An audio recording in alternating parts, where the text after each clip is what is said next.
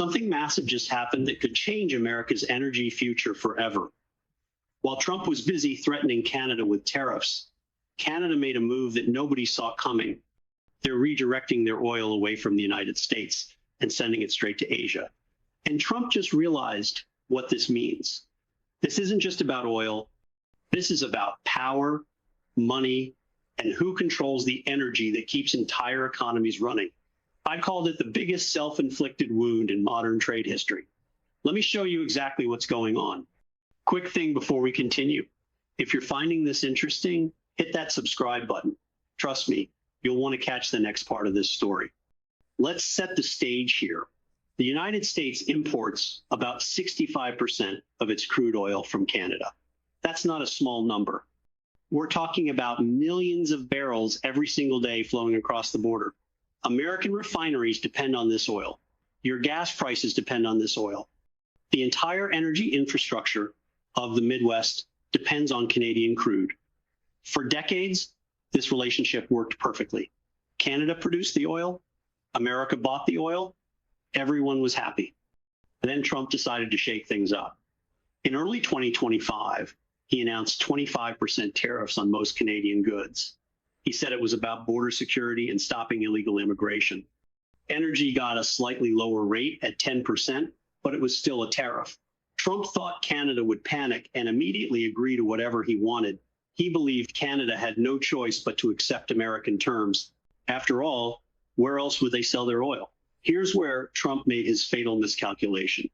Canada had been working on a backup plan for years, and that plan just became operational at exactly the right moment. The Trans Mountain Pipeline expansion finished construction in May 2024. This pipeline changed everything. It tripled Canada's capacity to ship oil to the Pacific coast. Before this expansion, Canada could only send 300,000 barrels per day to the West Coast. Now they can send 890,000 barrels per day. That oil loads onto tankers and ships directly to Asia. No American involvement needed. No tariffs applied. Just pure Canadian crude flowing to eager buyers in China, Japan, South Korea, and India. Let me put this in perspective. Imagine you run a restaurant and you have one customer who buys most of your food. Then that customer starts demanding discounts and threatening to stop buying unless you change your entire menu. What would you do? You'd find new customers. That's exactly what Canada did. They built the pipeline equivalent of a new highway straight to the world's fastest growing markets. Now, here's my question for you. Do you think this could actually happen? Drop your thoughts in the comments and don't forget to subscribe so you don't miss what happens next. The numbers tell an incredible story. In October 2025, Canada exported over 420,000 barrels per day through Trans Mountain to Asia. China became the biggest buyer. Chinese refineries love Canadian heavy crude because it's perfect for making petrochemicals and diesel fuel. They signed long-term contracts. They opened offices in Calgary. They invested billions in securing Canadian supply. But here's where it gets interesting. Just a few weeks ago, Prime Minister Mark Carney and Alberta Premier Danielle Smith signed another deal. This one opened the door for a completely new pipeline, not an expansion, a brand new pipeline from Alberta to the Pacific coast. This pipeline could carry over 1 million barrels per day. That's more oil than many countries produce in total. And every single drop would bypass the United States entirely. I pointed out the irony in a recent commentary. Trump spent his entire first term talking about energy dominance. He wanted America to control global energy markets. He wanted other countries dependent on American production. Instead, his tariff threats pushed Canada to create an entirely independent export system. I called it perhaps the most spectacular own goal in trade policy history.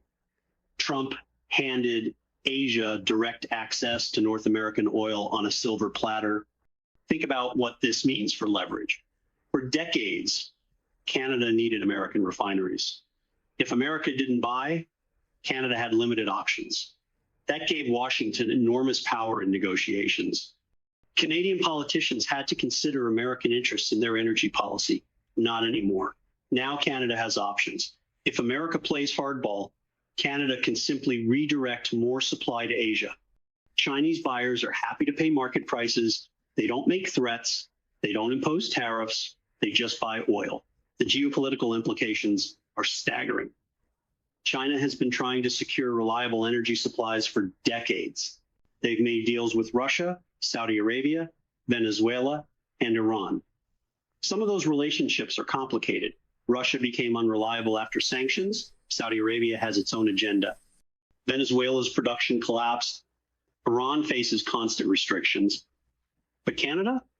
Canada is stable, democratic, and produces high-quality crude. It's exactly what China wants. If you're someone who wants to stay ahead of these developments, this channel breaks them down every single day. Subscribe now so you're always in the know. American refineries are starting to panic. Refineries in the Midwest were built specifically to process Canadian heavy crude. They invested billions in equipment designed for that exact type of oil. You can't just switch to different crude without major modifications. Some refineries would need to spend hundreds of millions of dollars on upgrades. Others might not be able to adapt at all. If Canadian supply decreases, these refineries face serious problems. Gas prices could spike in the Midwest. Minnesota, Wisconsin, Michigan, and Illinois all depend heavily on Canadian oil. When supply gets tight, prices go up. Simple economics. Consumers would feel it at the pump within weeks. Trump promised his tariffs would make America richer. Instead, they might make driving to work more expensive for millions of voters in swing states. That's not a great look heading into future elections. But Trump's team keeps doubling down. They claim Canada is bluffing. They say Canada would never actually redirect supply away from America because the relationship is too important. They point out that pipelines take years to build and Canadian producers want the easiest route to market. All of that was true 6 months ago. It's not true anymore. The infrastructure exists now. The contracts are signed now. The ships are loading now. This isn't a threat. It's happening in real time. Look at the actual data. Canadian oil exports to China hit record levels this year. In October alone, shipments to China increased by 30% compared to the previous year. Bloomberg reported that China is on track to import more Canadian crude in 2025 than ever before in history.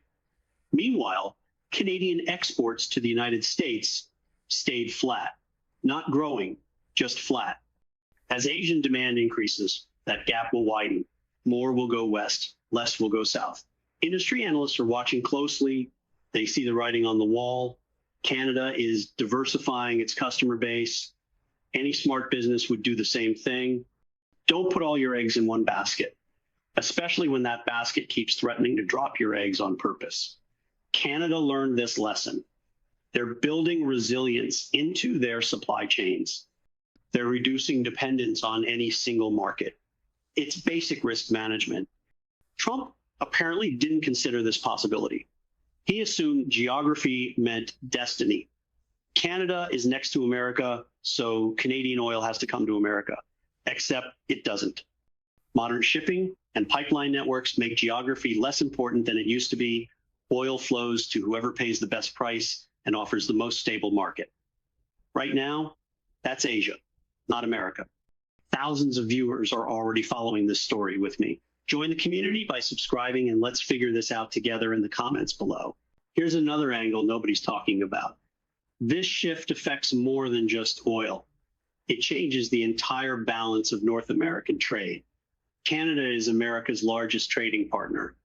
The relationship goes both ways. America exports machinery, vehicles, and technology to Canada. Canada exports oil, timber, and minerals to America. If the energy relationship breaks down, everything else gets shakier too. Canadian politicians are already making moves. Ontario threatened to cut electricity exports to Michigan, New York, and Minnesota. That's real leverage. American border states rely on Canadian hydroelectric power. You can't replace that overnight. Quebec provides electricity to New England. Cut that off, and the entire Northeast faces energy shortages. These aren't empty threats. Provincial leaders are angry. They feel betrayed by American tariff policy. They're ready to respond. The political situation in Canada is complex right now. Mark Carney became prime minister with a mandate to strengthen the Canadian economy. The pipeline deal with Alberta was part of that strategy. Environmental groups opposed it. Some cabinet ministers resigned over the decision, but Carney pushed it through anyway because he understood the strategic necessity. Canada needed energy independence from American market whims. The Trump tariffs proved him right. Danielle Smith, Alberta's premier, had been fighting for pipeline access for years. Previous governments blocked her proposals. Environmental regulations prevented expansion. But Trump's threats changed the political calculus. Suddenly, energy security became the top priority. Climate concerns took a back seat. The federal government and Alberta found common ground. That's how the new pipeline deal happened. Politics makes strange bedfellows, as they say.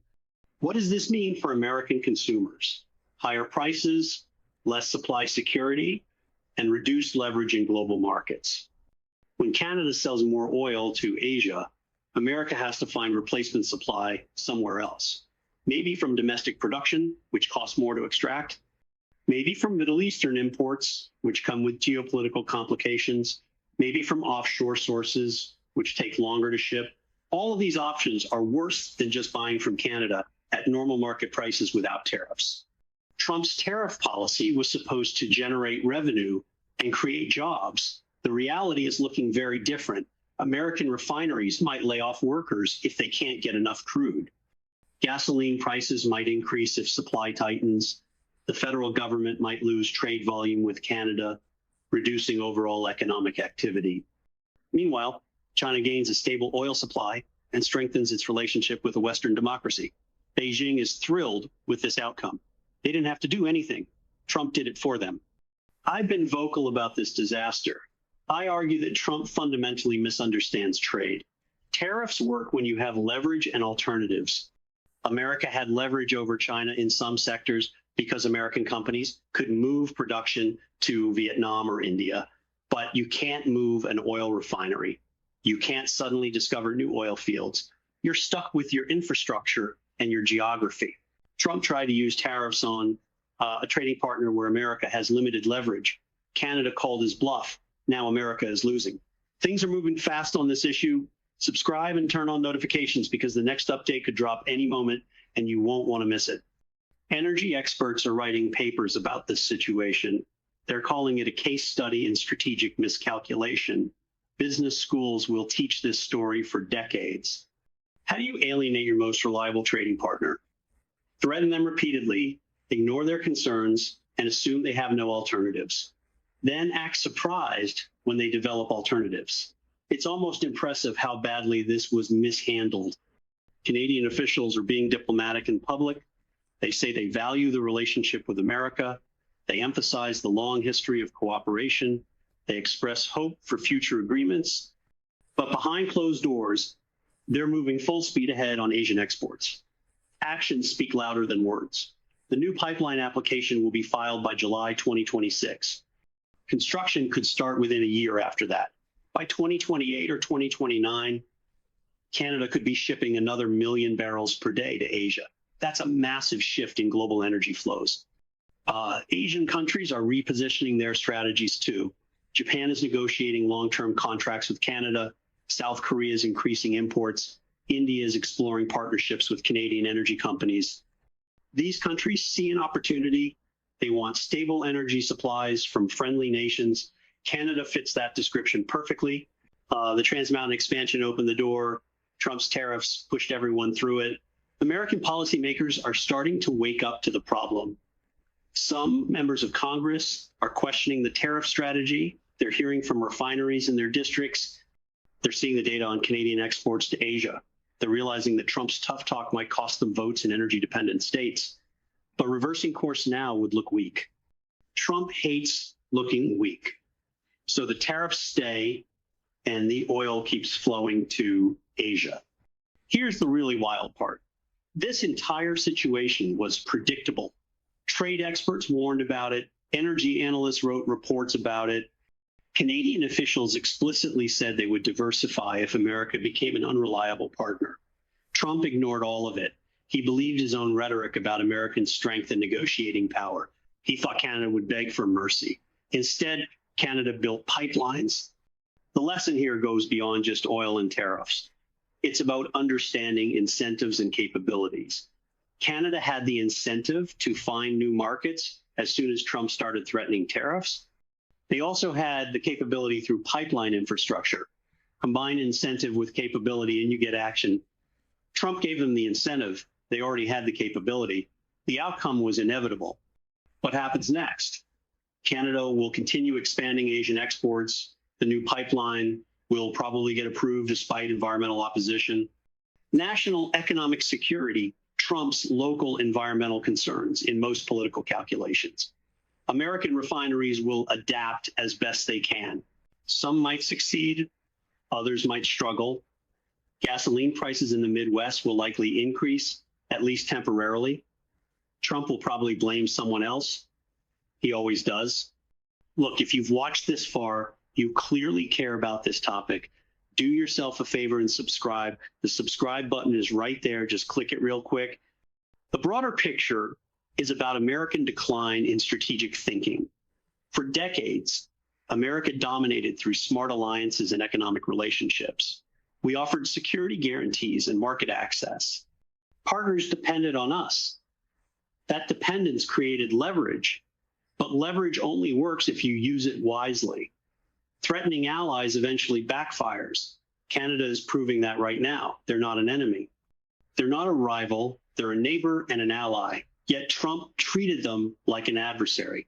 Now America is paying the price. I argue this reflects a deeper problem with Trump's worldview.